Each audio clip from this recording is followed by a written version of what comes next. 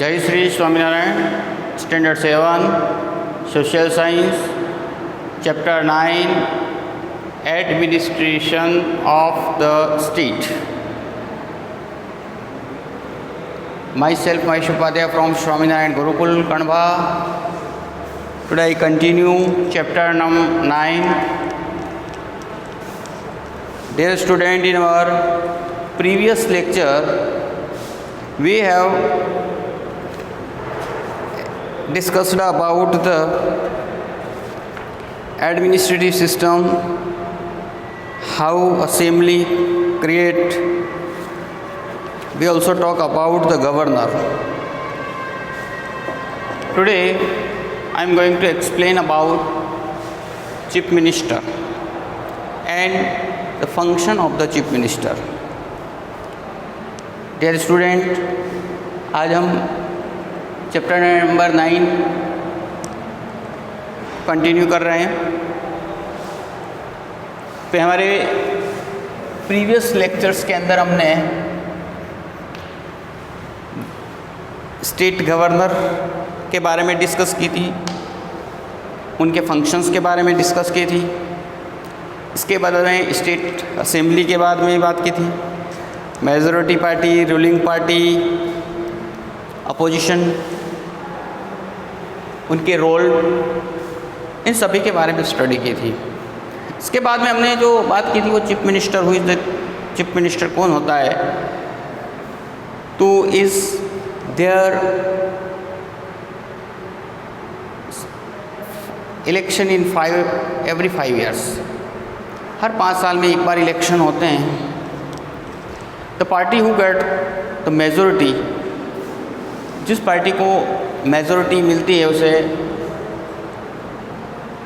Governor invite करता है। मान लो किसी तरीके से पार्टी को नहीं मिला तो कोलिएशन से सरकार बनाते हैं और जो हेड होता है उसको हम बोलते हैं चीफ मिनिस्टर।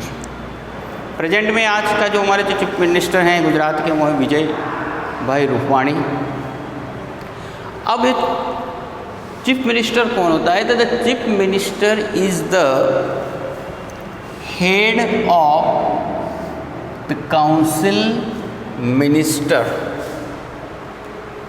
तो पहली बात ध्यान रखना कि चीफ मिनिस्टर कौन होता है। चीफ मिनिस्टर सभी मिनिस्टरों का मिनिस्टर।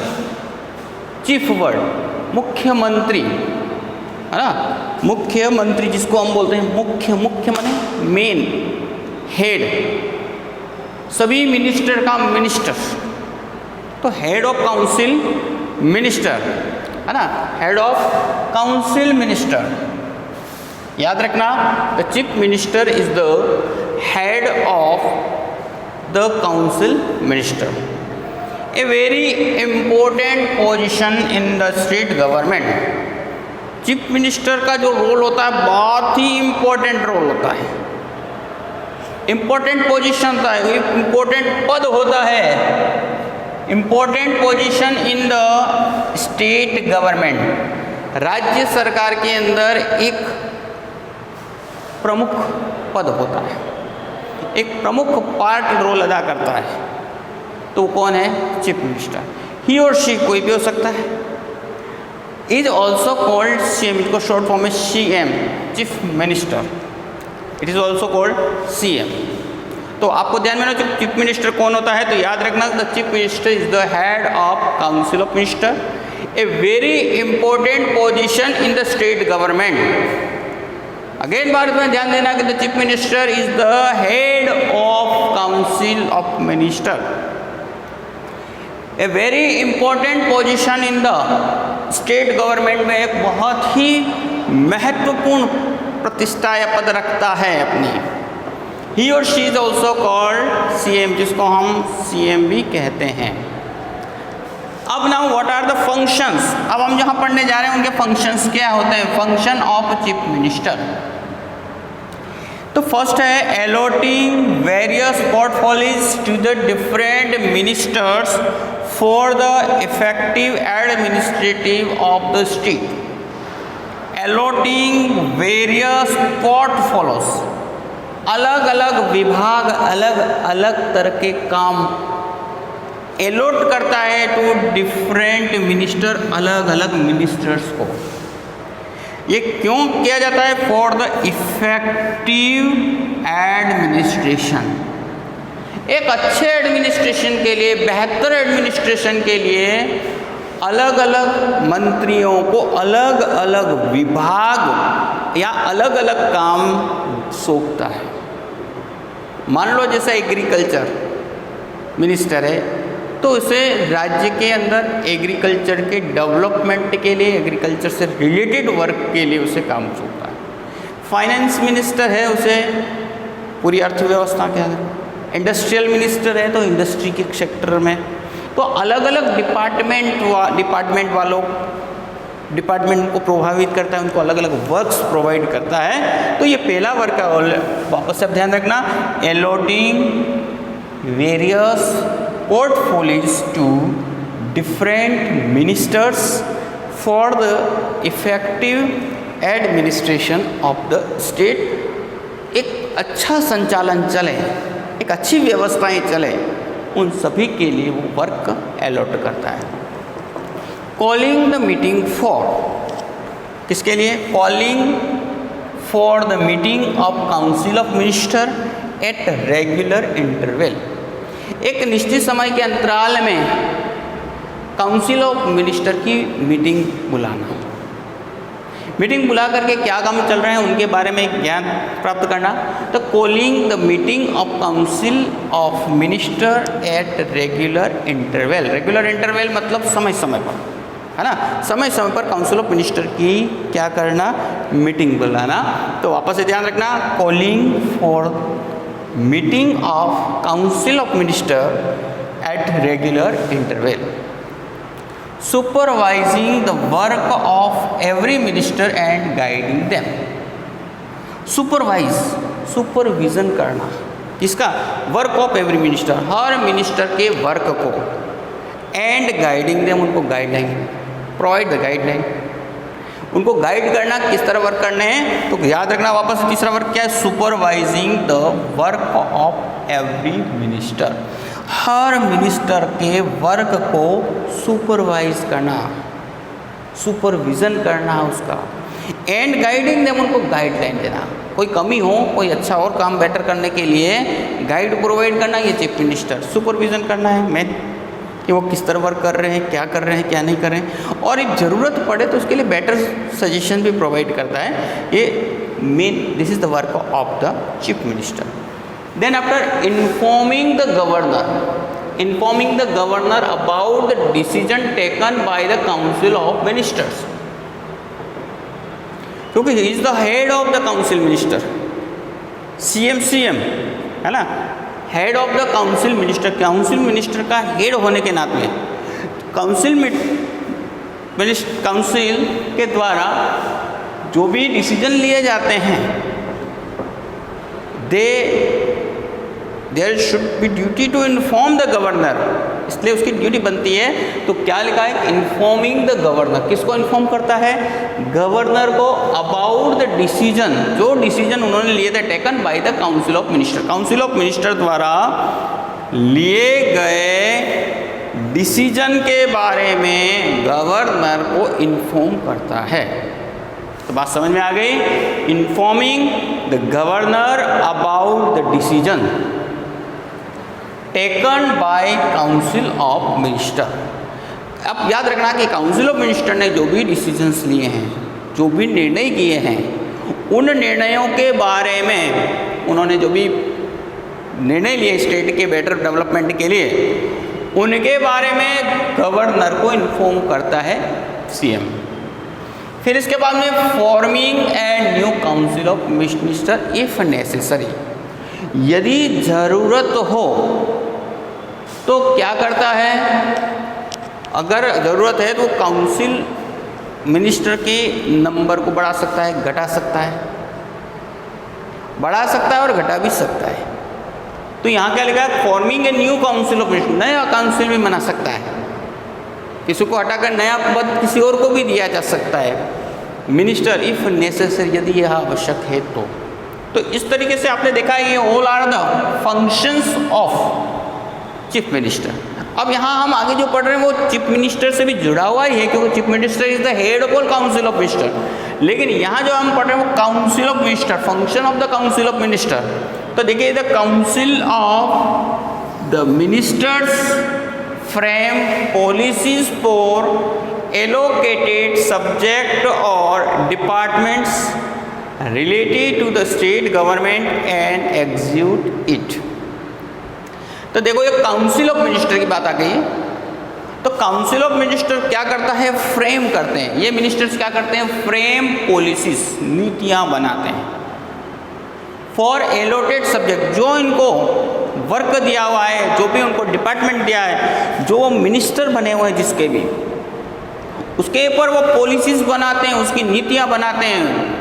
नीतियाँ कैसे बनानी है आपको भी ध्यान में रखना है, स्टेट को आगे कैसे बढ़ाया जाए, बेटर एग्जिस्ट के एडमिनिस्ट्रेशन कैसा हो, है ना।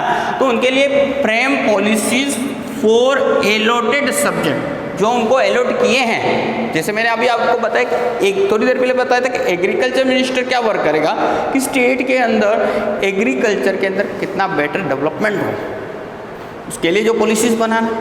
एजुकेशन मिनिस्टर अपना वर्क करेगा, बेटर एजुकेशन इन स्टेट। तो हर मिनिस्टर क्या करता है, अपने दिए हुए वर्क या जो भी उनको डिपार्टमेंट दिया है रिलेटेड, दे क्या करते हैं, मेक फ्रेम पॉलिसीज, वो पॉलिसीज को प्रिपेयर करते हैं। एंड एग्जीक्यूट स्टेम, एग्जीक्यूट का मतलब उसका फिर उसको रन कराना, उसको पालन करवाना, उसको एडजस्ट करना, मतलब कैसे चलाया जाता है, रन करना। It also introduce the bill in the legislative assembly, और इसके अतिरिक्त तो वो लोग क्या करते हैं, it also introduce the bill, bill को इंट्रोड्यूस करते हैं। कहाँ पे? असेंबली के अंदर, है ना। असेंबली के अंदर अपने बिल को लेकर आते हैं। बिल, प्रपोजल, यहाँ बिल का जो मतलब है वो proposal, they put the proposal in front of the assembly, है ना। जैसा डेमोक्रेटिक सिस्टम है कि असेंबली के अंदर आएगा, उसके ऊपर डिस्कस होगी। तो इसलिए यहाँ याद रखना कि इट ऑल्सो इंट्रोड्यूस, क्या इसका इंट्रोड्यूस करता है, the bill in the legislative assembly. The finance minister of the state introduce the bill in the legislative assembly. Finance minister, जो वित्त मंत्री, वित्त मंत्री क्या करता है, स्टेट का वो फाइनेंस बिल, मनी बिल जिसको बोलते हैं, है ना। Finance minister of the state introduce the bill in the legislative assembly. Financial bill, कौन सा बिल? फाइनेंस का बिल, वो क्या करता है, इंट्रोड्यूस करता है।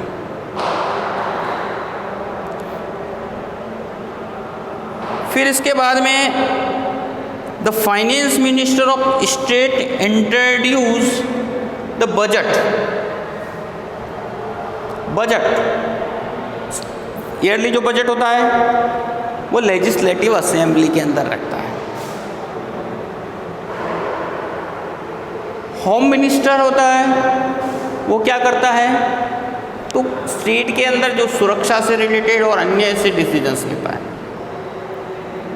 Education minister, he or she make the policies on the education, education के ऊपर पॉलिसीज़ को क्रिएट करता है, बनाता है।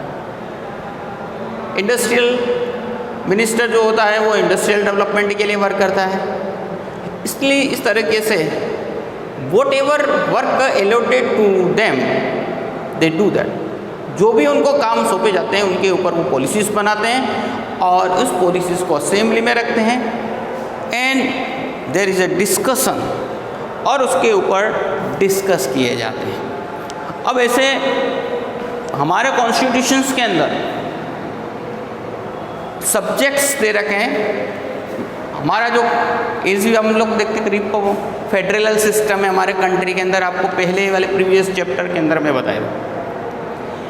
Here state government and central government they are allotted different work, उनको अलर्ट कर रखे हैं, वर्क अलर्ट कर रखे हैं। They work on the according to their subject, उनको अलग अलग सब्जेक्ट्स दे रखे हैं और उन सब्जेक्ट के बेसिस के ऊपर चीफ मिनिस्टर का एक कर्तव्य होता है वो उसके ऊपर वर्क करवाएं विद काउंसिल ऑफ मिनिस्टर्स, क्योंकि वो हेड वही होता है और ये मिल करके उसी बेस के आधार पर हम उनके सभी वर्क करते हैं। तो ये कोऑर्डिनेशंस होता है।